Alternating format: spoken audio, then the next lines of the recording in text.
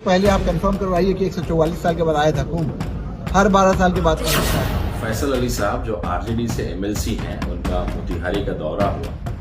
मेरा निवेदन है फैसल साहब की हिंदू धर्म के खिलाफ या कुंभ के खिलाफ आपका बोलना कहीं से उचित नहीं होता है। वरना जो लोग आरोप लगाते हैं आरजेडी पे, ये दो पार्टियां हैं, एक बीजेपी और एक आरजेडी, जो चाहती है कि सलाम, नमस्कार, सत श्री अकाल। मैं रोशन और आप देख रहे हैं times of Sitamarhi. Times of Sitamarhi में आपका स्वागत है। जैसा कि चुनावी साल है और चुनावी साल में आप सोच ही रहे, समझ ही रहे, सब अपनी अपनी वोट की राजनीति में लगी हुई है। कोई दलित समागम कराते हैं, तो कोई तेली समागम कराते हैं, तो कोई यादव समागम कराते हैं, तो कोई युवा रैली समागम कराते हैं। इसी बीच में आरजेडी के एक नेता आते हैं मोतिहारी, जिसका नाम है फैसल अली। वो राइट नाउ अभी आरजेडी से एमएलसी है। वो बयान देते हैं मोतिहारी में महाकुंभ को लेकर। आरजेडी के जो एमएलसी है फैसल अली जी, उनको नहीं बोलना चाहिए। जी हाँ, ये मैं क्यों कह रहा हूँ, आप पूरी खबर देखेंगे तो आपको समझ में आ जाएगी। बहुत सारे, जिस पार्टी से वो बिलोंग करते हैं, उस पार्टी में बहुत सारे हिंदू लोग हैं। वो बोलते चलता, लेकिन कहीं ना कहीं आरजेडी के जो फैसल अली है, उनको इस मामले पर, क्योंकि खासकर आप जानते हैं एक वर्ग का ये आस्था का मामला है, इसमें फैसल अली साहब को नहीं बोलना चाहिए। कैसे आरजेडी फैसल अली साहब को मोहरा बना के उनसे ये बुलवाया, और कहीं ना कहीं इस वीडियो को इतना ट्रेंड किया जा रहा है, जिसके चलते आने वाले कहीं राजनीति के शिकार न हो जाए फैसल अली, और फाइनली आरजेडी उनको एमएलसी से अलग कर दे। और ऐसा अमूमन होता है राजनीति में कि अगर राजनीति में किसी को मात देना है आपको, जी हाँ, अगर किसी को मात देना है, ऐसे तो आप सीधा डायरेक्टली बोलेंगे तो तकलीफ हो जाएगा। इसीलिए उसको राजनीति का शिकार बनाया जाता है, मोहरा बना के उसको पेश किया जाता है, और फाइनली वो राजनीति के शिकार हो जाते हैं। बहुत सारे एग्जाम्पल है, आपने देखा होगा। मैं बात कर रहा हूँ एमएम के तिरहुत प्रभारी राणा रंजीत साहब की। आखिरकार जो फैसल अली के बयान पे जब तिरहुत प्रभारी राणा रंजीत साहब ने कहा, तो कुछ लोगों को मिर्ची लगने लगा, भद्दे भद्दे कमेंट्स करने लगे, उल्टा सीधा बोलने लगे। बिरादर से आते हैं और आप कुंभ के बारे में आप बोल रहे हैं, कहीं ना कहीं आप शिकार हो रहे हैं। उन्होंने बारीकी से राणा रंजीत साहब ने समझाया, और यही कुछ जो है, कुछ लोगों को तकलीफ हो गया, बुरा लग गया। आखिर वो साफ साफ उनका कहना था कि फैसल अली जी और भी आरजेडी में नेता है, उनको बोलना चाहिए, आपको नहीं बोलना चाहिए। आप समझ सकते हैं इसमें क्या होगा, पोलराइज होगा। जैसे आप बोलेंगे तो देखिए, अब मतलब मुस्लिम नेता बोल रहे हमारे आस्था पे, आप समझ सकते हैं। जैसे कोई मुस्लिम आस्था पे कोई हिंदू नेता बोलता है तो कैसे चारों तरफ से लोग लग जाते हैं। इसी तरह राणा रंजीत साहब का कहना था कि कम से कम आरजेडी में जो हिंदू नेता वो बोलता, आपको नहीं बोलना चाहिए था।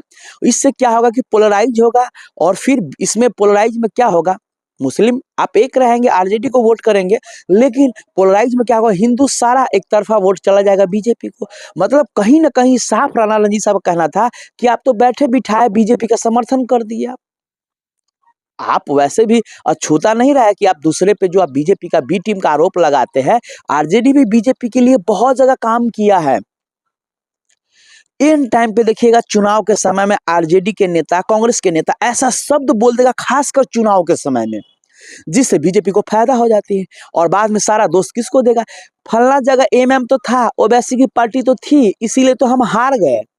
मतलब अपने नेता के आप जुबान पे कंट्रोल नहीं लगाओगे, अपने नेता क्या चुनाव के समय खासकर बोल रहा है उस पे आप ध्यान नहीं दोगे, और हार जाओगे तो कहोगे ओवैसी की पार्टी ने हरा दिया, ओवैसी ने हरा दिया। यही चिराना रंजीत साहब ने समझाया, तो कुछ तथागतित जो सेकुलर कहते हैं उनको तकलीफ हो गया, उनको बुरा लग गया। जी हाँ, चलिए मामला क्या है, बात क्या है, मैं थोड़ा सा आपको पहले ये मामला सुनिए।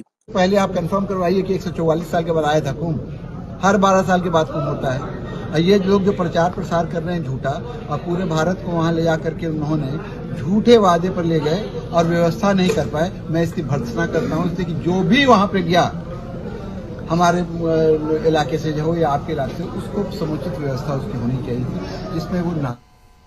आदरणीय फैसल अली साहब जो आरजेडी से एमएलसी हैं, उनका मोतिहारी का दौरा हुआ।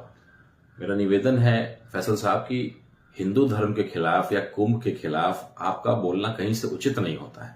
वरना जो लोग आरोप लगाते हैं आरजेडी पे कि दो पार्टियां हैं, एक बीजेपी और एक आरजेडी, जो चाहती है कि हिंदू मुसलमान हो और जो है ध्रुवीकरण होने की वजह से बिना कोई काम किए हुए, बिना कोई प्रयास किए हुए आपको मुसलमान का वोट मिल जाए और बीजेपी को हिंदू वोट मिल जाए। तो अगर आप चाहते हैं कि सौहार्द बना रहे, सब चीजें हिंदू मुसलमान में बेहतर संबंध हो, तो ऐसी बातें नहीं बोलनी चाहिए, कम से कम आपको नहीं बोलनी चाहिए। क्योंकि आप जिस समाज से आते हैं, अगर आप हिंदू धर्म के खिलाफ या कुंभ के खिलाफ बोलिएगा तो लोगों को दूसरा तरीके से उसको लिया जाएगा। तो ये मेरा आपको सुझाव है, मेरा आग्रह है। और चूंकि ये मोतिहारी में आपने आकर के बयान दिया है, इसलिए मेरी जिम्मेदारी है कि मैं आपको बताऊं कि कम से कम मोतिहारी शिवहर का इलाका जो हम लोग का इलाका है और हम लोग इससे जुड़े हुए हैं, हम वहां के निवासी हैं, इसलिए चूंकि आप तो गया जिला से आते हैं, तो आपसे निवेदन है कि कम से कम हमारे घर गांव में आकर के इस तरह की बातें ना करिए, ताकि हिंदू मुसलमान में संबंध खराब ना हो। आप राजनीतिक समझदार व्यक्ति हैं, आपको पता होना चाहिए कि आपको कम से कम हिंदू धर्म पे उंगली नहीं उठाना चाहिए। बोलने के लिए आपकी पार्टी में हिंदू समाज के लोग हैं, वो अगर बोलते तो अधिक समझदारी उसको कहा जाता। आपसे मेरा निवेदन आग्रह है कि कम से कम मोतिहारी शिवहर में आकर के इस तरह का बयान हिंदू धर्म के खिलाफ या कुंभ के खिलाफ ना दें।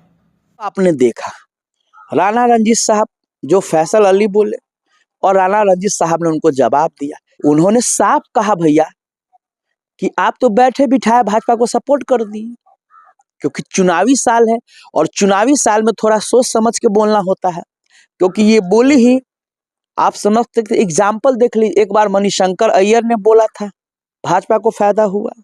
इसी तरह बहुत सारे नेता हैं जो पता नहीं वोट के समय में उसका जुबान क्या होता है, पता है, इतना बहक जाता है जिससे लगता है कि हम ये शब्द बोलेंगे तो हमारा वोट आ जाएगा। उससे क्या होता है, उल्टा और चला जाता है रिएक्शन। जीता जागता मैं एग्जाम्पल बताऊं, लोकसभा चुनाव की, जहां पे आरजेडी कैंडिडेट था अर्जुन राय और उसके बाद जेडीयू कैंडिडेट था देवेश चंद्र ठाकुर।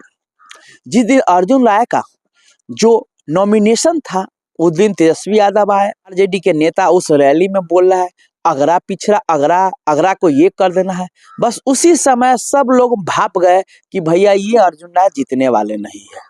क्योंकि जब ये चुनाव आता है तो आरजेडी के कुछ नेता है अगरा पिछड़ा करने लगता है, और जहां पे तेजस्वी यादव बोलता है माई बाप, वहीं पे उसके कुछ नेता जो है, जो अपने आप को 30 मार खा समझते हैं, वो बोलते हैं अगरा पिछड़ा। और उसको लगता है अगरा पिछड़ा करने से हमको एकदम एक तरफा हम जीत जाएंगे। उसका असर ये होता है कि निगेटिव होता है।